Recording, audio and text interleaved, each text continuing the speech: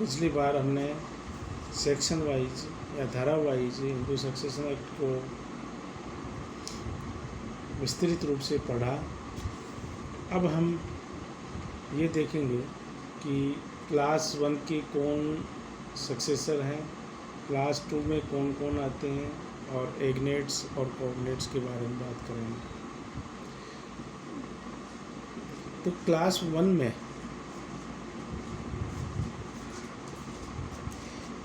में जो उत्तराधिकारी हैं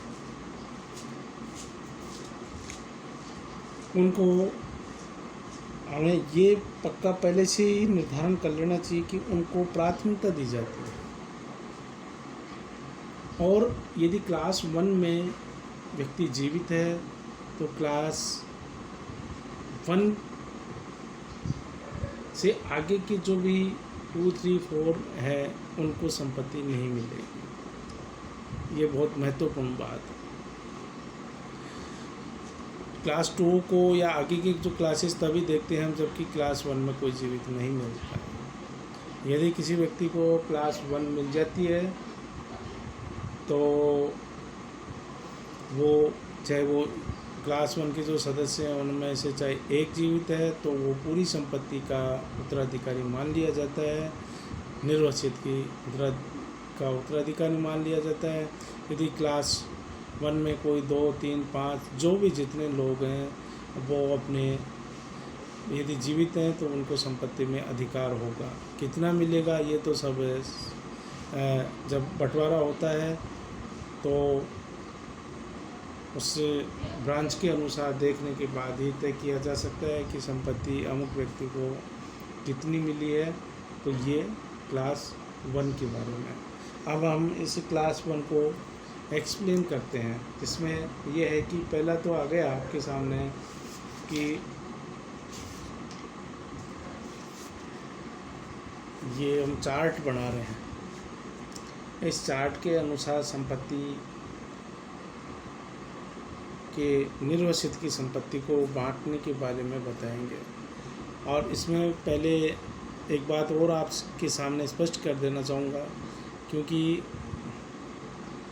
2005 से पहले मतलब हिंदू सक्सेशन एक्ट 1956 लागू हुआ है और 17/6/1956 को लागू हुआ है। एक स्थिति। दूसरी स्थिति आती है कि 2005 में ये कुछ संशोधन किया गया इसमें, और उसमें से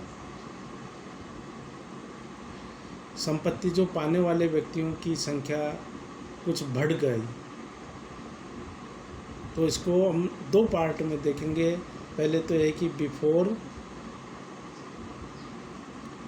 2005, उसके बाद हम 2005 के जो अमेंडमेंट किया गया है, जो सुधार किया है, उसके बारे में हम अध्ययन करेंगे। तो 2005 से पहले जो स्थिति थी उसमें हम कह सकते हैं कि ये जो डायग्राम बना रहे हैं उसमें आगे पहले मान लो X व्यक्ति की मृत्यु हो जाती है, मृतक का नाम X है और मृतक की मृत्यु हुई, तब उन्होंने किसी प्रकार की कोई वसीयत या विल अपनी प्रॉपर्टी के बारे में नहीं की है। तो इसका मतलब है कि जो भी सेल्फ एक्वायर्ड प्रॉपर्टी, एक इस बात को भी क्लियर रहना चाहिए अपने आप में कि ये जो बंटवारा हम कर रहे हैं या क्लास 1, 2, 3, 4 की बात कर रहे हैं, ये सभी सक्सेशन के नियम हैं, उत्तराधिकार के नियम हैं। और इन उत्तराधिकार के नियमों के लिए ज़रूरी होता है कि उसमें पहले क्या होगा इसमें मतलब सेल्फ एक्वायर्ड प्रॉपर्टी या मृतक की स्वअर्जित संपत्ति होनी चाहिए। यदि स्वअर्जित संपत्ति है तो फिर हम इसके बारे में अध्ययन करेंगे। यदि स्वअर्जित संपत्ति नहीं है तो उसके जो या कहेंगे पेरेंटल प्रॉपर्टी या पूर्वजों की संपत्ति है तो उसके नियम कुछ अलग होंगे। अतः हम पहले देख रहे हैं कि X व्यक्ति है, ये X व्यक्ति है, इसकी जो राउंड लगा दिया इसका मतलब है कि इस व्यक्ति की X की मृत्यु हो चुकी है और इस X की मृत्यु हुई तो ये किसी प्रकार की इन्होंने अपनी संपत्ति के संबंध में कोई बिल या वसीयत नहीं की है, एक बात। दूसरी बात है कि इनके पास में जो स्वअर्जित संपत्ति है, उन्होंने जो संपत्ति अपने स्वअर्जित की है, तो उस संपत्ति के उत्तराधिकार के बारे में बात कर रहे हैं। तो हम ऊपर की तरफ लिख रहे हैं मदर, इनके बराबर हमने लिखा है विडो।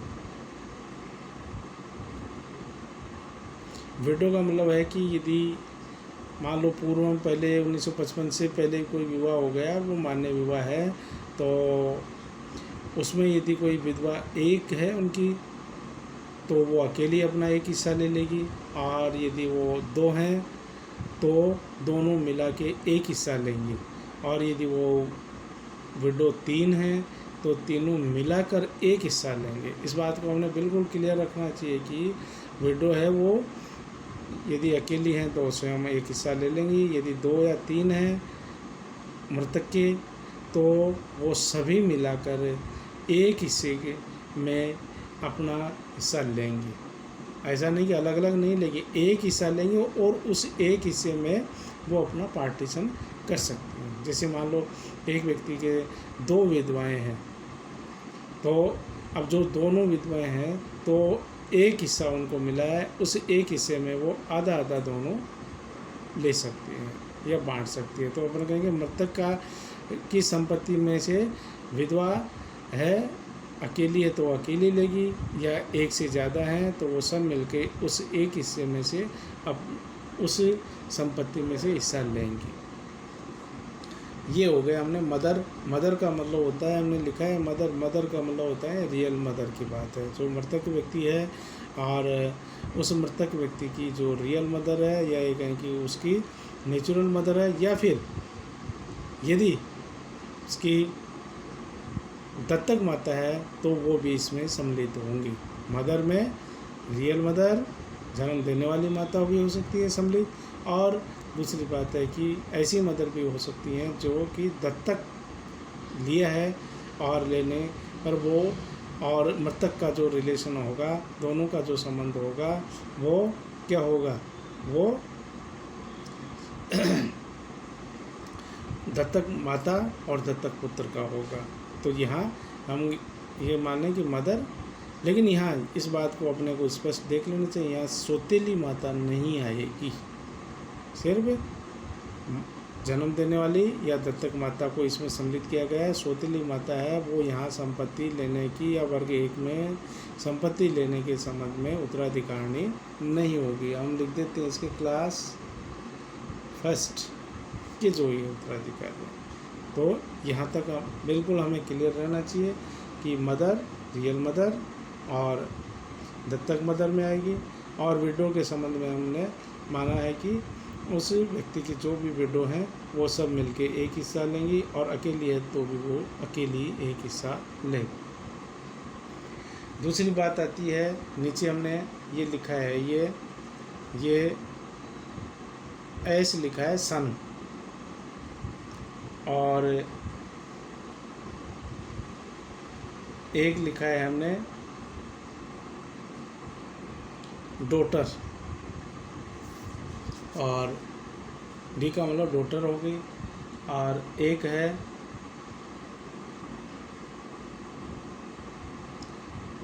सन फिर लिखा है हमने, और एक फिर डॉटर या डी लिखा है। तो हम क्या कौन से देख रहे हैं, 2005 से पहले के बात देख रहे हैं। 1956 और 2005 के बीच की जो स्थिति है उसको हम पहले इंगित कर रहे हैं, और आगे हम ये मानते हैं कि ये सन है, तो ये बराबर बराबर की लाइन के लोग एक एक हिस्सा लेने के अधिकारी होंगे। तो यदि उस व्यक्ति के ज़्यादा पुत्र हैं तो यहाँ इसमें हम और पुत्रों की संख्या बढ़ा देंगे, यदि उस व्यक्ति के अधिक पुत्रियाँ हैं तो वो पुत्रियों की संख्या बढ़ा देंगे, या ये कहें कि यदि मृतक से पूर्व उसका पुत्र या पुत्री की मृत्यु हो गई तो उसको भी हम आगे दिखाते हुए आगे बढ़ाएंगे। तो ये मतलब उसके मतलब ये बराबर की लाइन के हैं। और यदि किसी व्यक्ति के एक ही पुत्र है तो इसका मतलब सिर्फ वो एक ही होगा, या एक ही डॉटर है तो वो एक उत्तराधिकारणी हो जाती है। अब इसी बात को हम आगे बढ़ाते हुए देख रहे हैं कि